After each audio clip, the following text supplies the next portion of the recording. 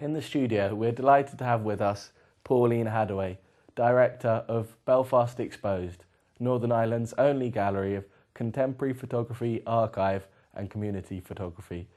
Pauline has recently published a report, Policing the Public Gaze, the Assault on Citizen Photography, with the Manifesto Club. Perhaps you can start by telling us why you published this report. I was concerned at the amount of anecdotal and published news reports of people being prevented from taking perfectly innocent photographs in the most ordinary everyday situations. One of the most important features of the Belfast Exposed project is the archive it holds, which documents the life of the city of Belfast over 3 decades and from another side, another perspective, from the side of the people who lived there. It's important because it was made at a time when the city was being documented by official news agencies and the media. The picture that created of the city gave a very particular view of it, and obviously of the conflict, but often from one particular side, only one side, the official side. What's amazing about it, I think it's when we look at it again now, we also see that it was a city where people were actively engaged.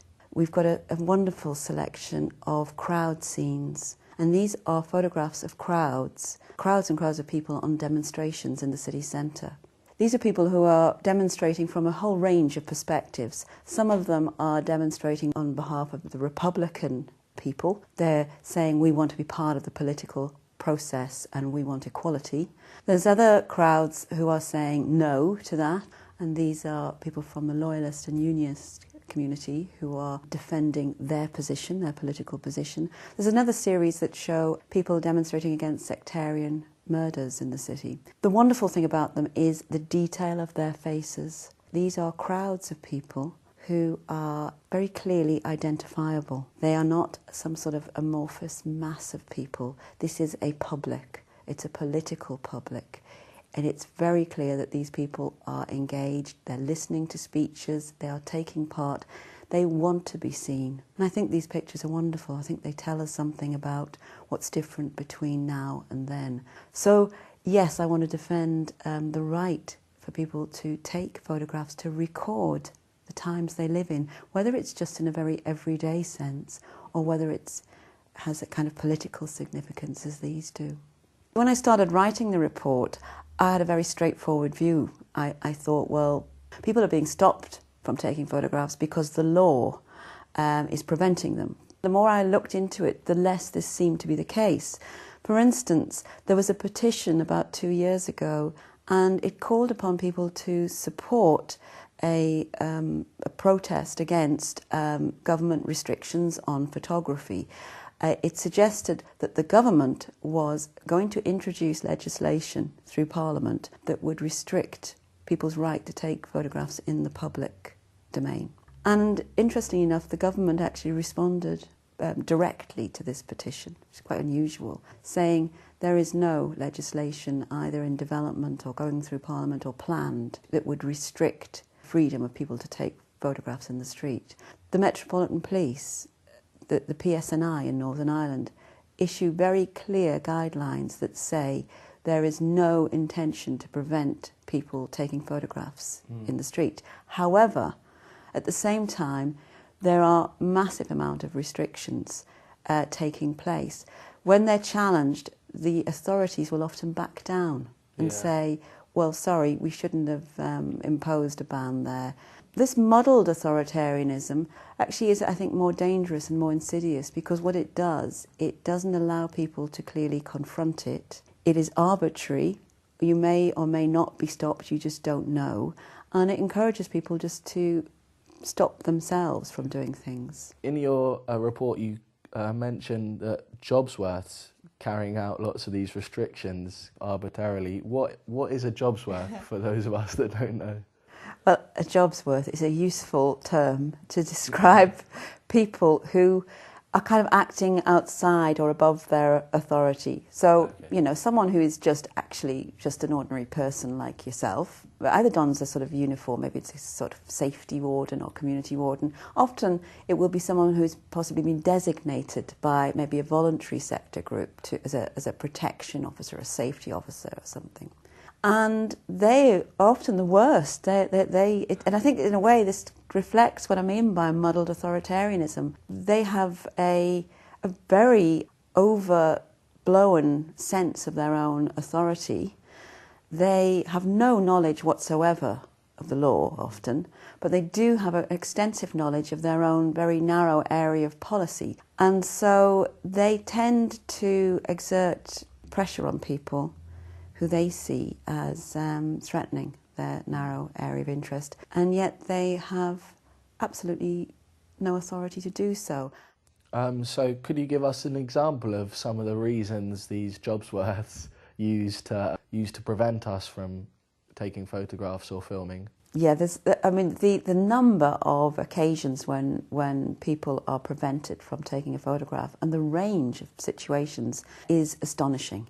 An ordinary middle-aged couple take a photograph of their grandchildren in a shopping centre, and the entire panoply of the law descends upon them. First of all, they are sort of mobbed by 6 security guards who tell them to stop. They tell them that what they're doing is a threat to public safety. These people are acting to prevent terrorism.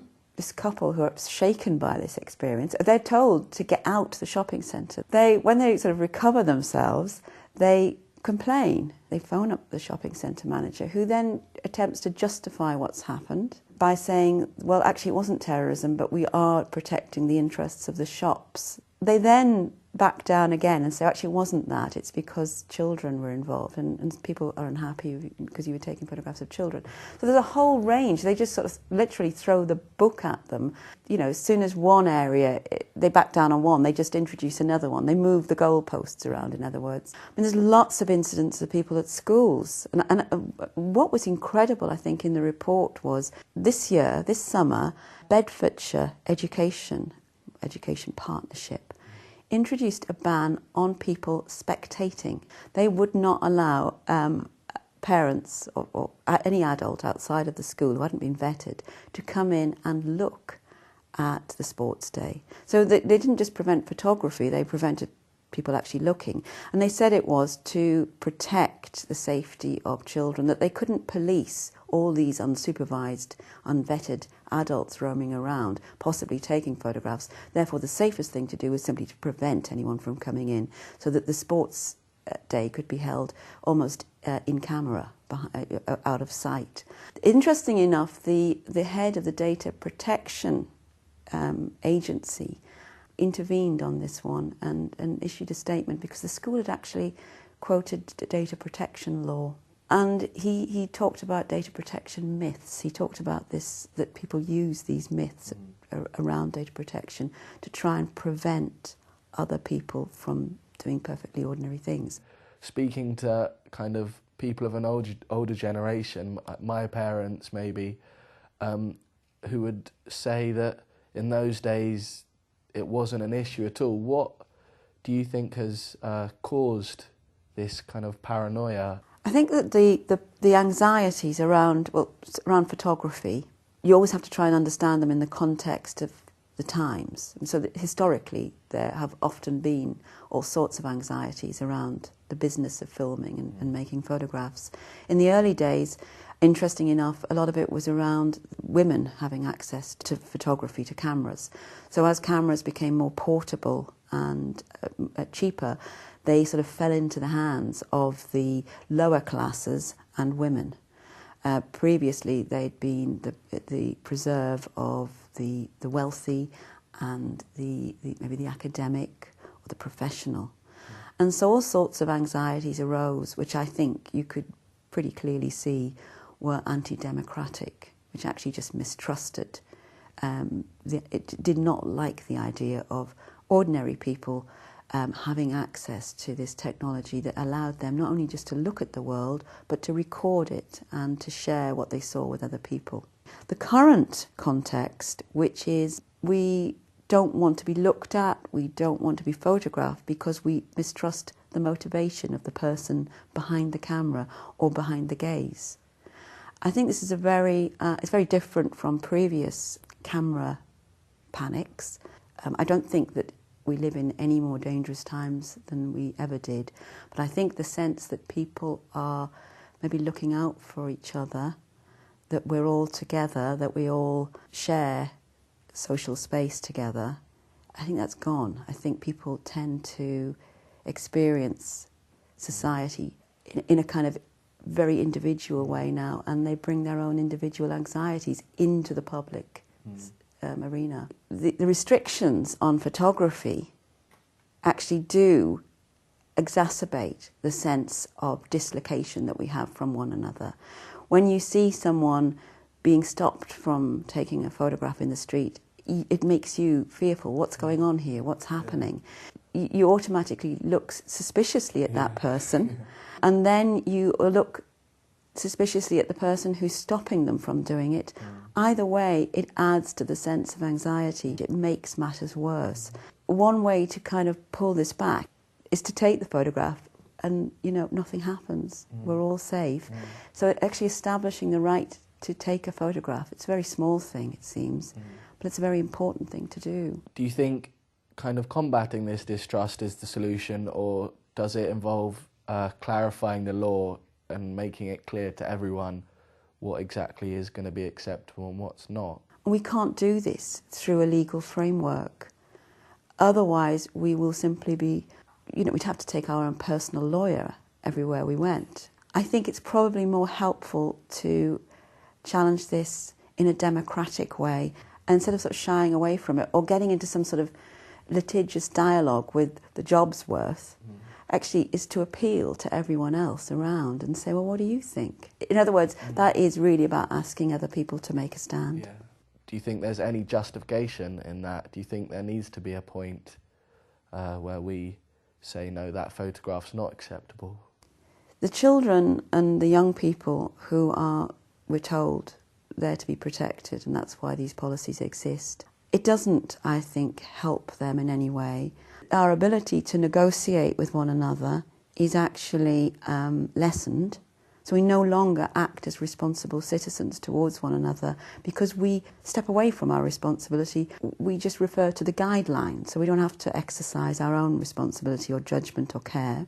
Now, when it comes to the street, when we go out in the street and engage with one another in a public space, we just have to accept that our individual feelings can only really be exercised in relation to other people's, because we have to act in a way that recognises that other people have rights.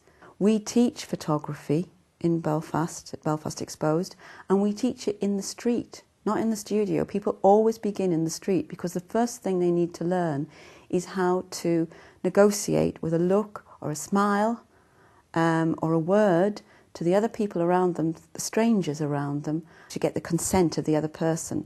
And for the young people who work with us, this is an amazing thing to learn, and it's a really great way of building your confidence and of making connections with other people. And of course, in the Belfast context, where there has been this historical mistrust between different sections of the community, it's a really important thing to defend this way of creating connections between people in what I would call the impersonal space of the city.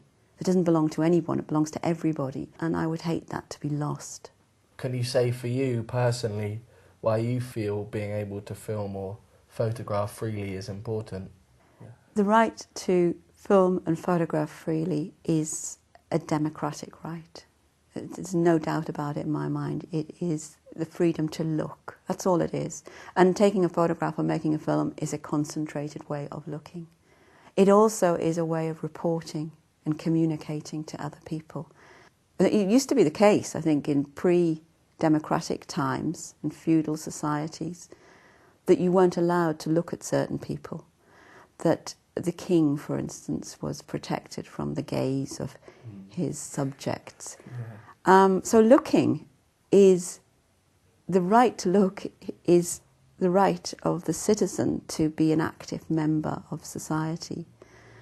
The restriction of this right to look and also to be represented is a massive imposition on our democratic freedoms.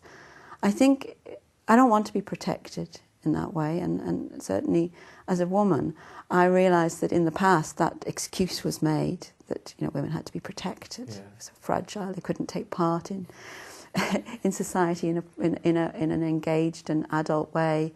And part of the way of challenging that actually was to go out there into the streets, and women set up women's camera clubs, and got on their bicycles and pedalled around the place and photographed and recorded the world and caused utter consternation. And so, defending citizen photography, which is the non-professional, the amateur, just the unregulated, everyday act of looking and recording, is, I think, fundamental to protecting and standing up for our rights as democratic citizens. And finally, is it an issue we should all be concerned by, or is it really just a matter for photographers, artists, filmmakers? It's not just connected with the technology or the practice of filmmaking and photography. It's actually less of a problem for the professional. They can negotiate their way much more easily. It is about citizenship, about democracy, and about our rights, civil rights. I'd like to thank Pauline Hadaway for taking the time to speak to us. Pauline's report is available at the Manifesto Club, and the website for that is www.manifestoclub.com. Thank you.